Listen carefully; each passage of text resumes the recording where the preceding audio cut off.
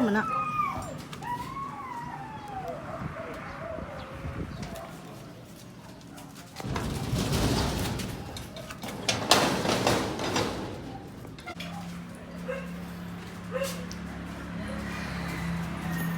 Nagrarasyon.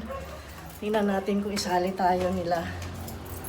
Hindi ko lang alam kung kasali kami pero tingnan natin. Ayun, may tao. Oo, wait lang. Wait lang.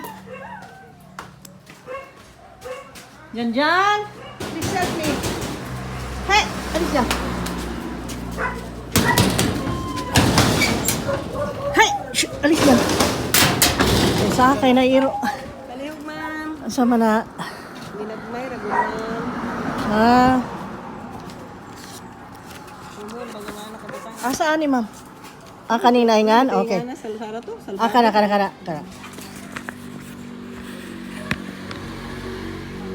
Sa'yo pra ba niyangan? Ay, sakay akong i-correct ha? Maria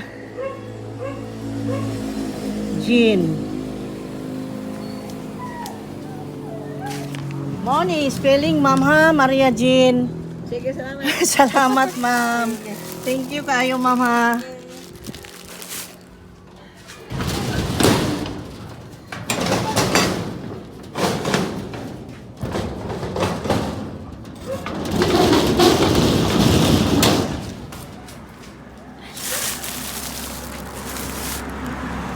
Bahay. Nakakatuwa naman yun. Isinali kami. Ako'y matutulog sana. Nandun ako sa baba. Ang ingay-ingay.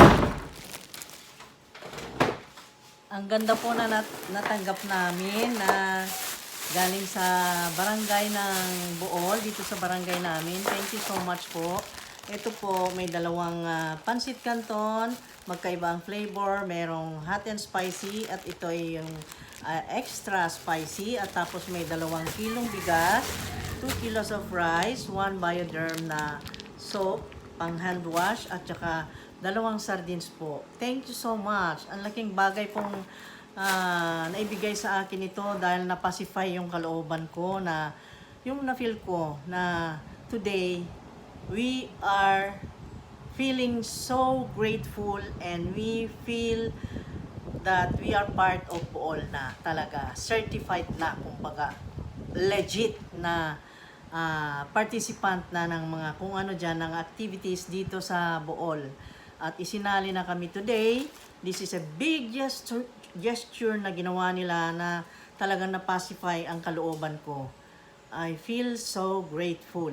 At itong mga bagay na ito guys, lahat ito ay maghahanap ako ng bibigyan naman, ipasa natin sa nangangailangan talaga. Ang need ko lang na patunayan at ang need ko lang at hinihintay ko na gawin nilang part kami dito sa barangay. Kasi paano na lang kung halimbawa hindi talaga tayo makalabas, yun ang inaalala ko, paano na lang hindi tayo sisilipin dito kung hindi tayo sinasali nila. Yun ang pinag-aalala ko, pero hindi naman sa kaya naman namin bumili ng ganito, kaso mo nga lang, yun nga hinihintay ko na sana naman ay isali kami kahit na anong mga activity dyan, at karapatan din namin tumanggap ng ganito at kami nang bahala kung anong gagawin namin dito. Pero ito po ay nakukonsensya po ako na kainin namin to, ibigay ko na po sa mga nangangailangan. Okay? Ibigay ko na po sa mga nangangailangan ito at maghahanap ako ng kung sino dyan na beneficiary ko, na kung sinong nangailangan, baka paglabas ng asawa o pwede naman siguro kaming dalawang lumabas pag may nadaanan kami dyan na